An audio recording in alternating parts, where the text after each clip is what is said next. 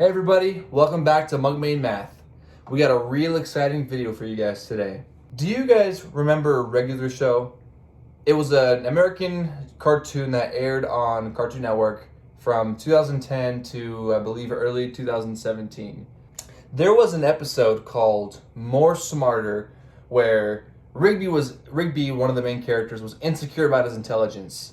And one of the things that kind of made him realize he wanted to become smarter was that his boss, Benson, presented him with the following problem.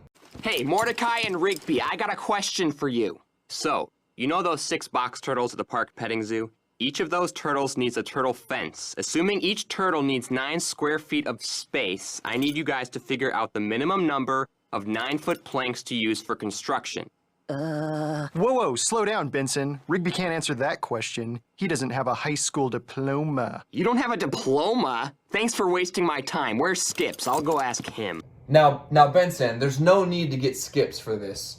We got you covered. So, Benson explains that there are these 6 box turtles that need 9 square feet of space, and he wants to figure out how many 9-foot planks are we gonna need to help these so the box turtles can live. Now, I want to kind of go over some of the rules for this problem and some of the assumptions that we're gonna make. I think the biggest thing that we have to assume is that Benson's able to cut up this wood however he likes. So let's draw a diagram real quick. Before we get into it, I think the easiest way to solve this is, we're gonna also assume that the turtles need their own separate space. So I'm gonna define 2 lengths here, X and Y. And we don't know what these are yet, right? You might look at this and think, well, that's pretty easy, you know. But we're going to prove on how we can actually figure out the best and most optimized lengths for the width and the length here, right? Because we need 9 square feet. I don't think Benson mentions that the pins have to actually be squares. I think he just says 9 square feet. So we're going to prove on how we can solve this in the most optimal way. So we know that X times Y, right, these 2 lengths, whatever they are, whatever these dimensions are, they're going to be equal to 9, right? So X, Y is equal to 9.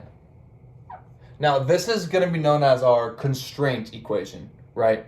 We've now written X and Y in a way so that we're guaranteed this area to be 9. As long as we keep this implemented in our solving process, we're going to make sure that the area is now 9. The thing that Benson's concerned about is buying too much wood. And the way we can think about that is we don't want to have too much of a perimeter, right? Because the more wood we buy, right, the more around we make this thing, right, it's going to cost us more money to get the wood. So we want to minimize the perimeter. That's going to be the key here. So the perimeter is going to be equal to, we have X twice and we have Y twice, right? So YX would be our total perimeter, which would be 2X plus 2Y. Okay, so why is this important? Well, now this is the thing that we want to minimize. And this is where our calculus skills are going to come into play. There's a thing called optimization, where if you guys remember my previous video where we talked about the limit definition of the derivative, we go over how derivatives kind of map out the slopes for different functions. One thing I want you to think about is if we take something like x squared, if you look at x squared, right, it's got like a hump at the very bottom at x equals 0, right? And if you think about it with like those slopes in mind, if you were to draw a tangent line that hits that point at 0, it would be completely flat, right? It would kind of look like this. That slope would be 0. That's very important here with optimization. We can actually do the same thing with this perimeter equation.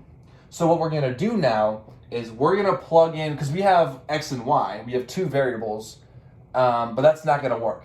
If we have 2 variables with 1 function, we're not going to get anywhere. But we have 2 functions, right? 2 equations. We have this one up here. So what I'm going to say is I'm going to notice how, okay, X times Y equals 9. We can also rewrite this as Y equals 9 over X if we divide both sides by X.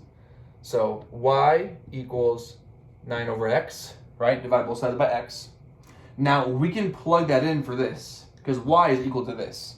and now I'll put everything in terms of x. So now we can say this little relationship here guarantees that whatever we get, we're gonna keep 9 as our square footage. Okay, so let's simplify this just a little bit. Well, 2 times 9 is gonna be 18. So this whole expression can be written as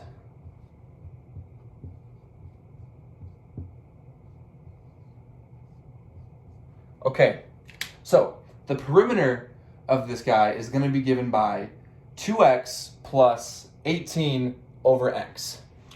Okay, so what we want to do here is now, if I'll throw a graph on screen for what this function looks like. And if you look at this graph, I want you to kind of pay attention. You kind of see how there's a little kind of bottom hump there, right? That bottom hump is what we're interested in, because that's going to give us the lowest perimeter, getting us these 9 square feet. How are we going to do that? Well, what we can do is we can take the derivative, kind of like that x squared thing we talked about. X squared, we want to find where that slope is 0, because that's going to be where that hump at the bottom is, right? So if we derive this expression and then set that equal to 0, we can find where that hump is. Okay, so we already said that the perimeter is going to be equal to 2x plus 18 over x. Well, let's take the derivative of this. Okay, so now this is going to be like the slopes of this guy right here. So now we want to set this equal to 0 to find where that hump's going to be. So let's set this guy equal to 0 and solve. Okay, now we can add 18 over x squared to this side, and we get 18 over x squared equals 2. Multiply both sides by x squared. 18 equals 2x squared, right? Now we can divide out the 2. We get 9 equals x squared. And would you know it, we take the square root, we get x is equal to 3. Okay, so that means that on that box that we drew, the x value is going to be 3. And then we know that x times y equals 9, because we said that at the beginning. If that's the case, then y would also have to be 3, because 9 divided by 3 is also 3. So after solving this, right, and we can we'll show it this way. If we write out x, y equals 9, because we declared that this was true at the beginning, x is equal to 3, 3y equals 9, so then y equals 3. So these are going to be our dimensions for this box, for each of these turtles. Now I want to show you guys a little reason on why our method works really well. So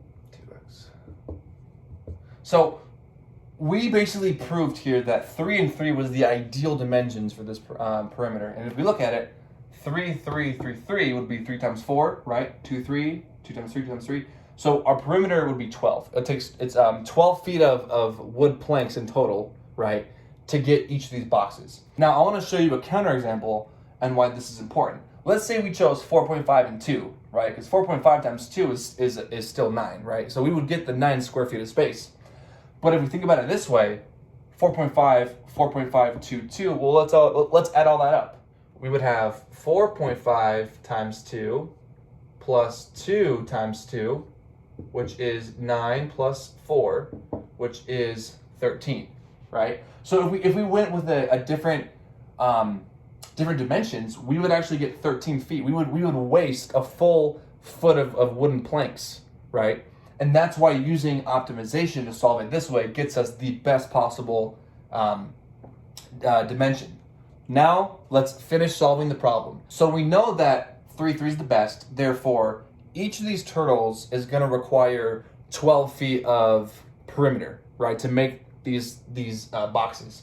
So we have 6 turtles. That means that we have 12 feet of fencing times 6 turtles. That's going to be 72 feet. So we need 72 feet of wooden planks in total to build the enclosures for all of these box turtles. Now, Benson said that these are 9-foot planks, so let's divide by 9. 72 over 9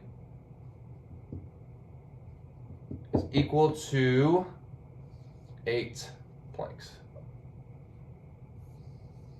Therefore, Benson, you need 8 of these 9-foot planks in order to build the enclosure for your turtles. I hope that made sense. I hope you guys enjoyed the video. Let me know what you'd like to see next. I would love to do more content like this. And I'll see you guys in the next one.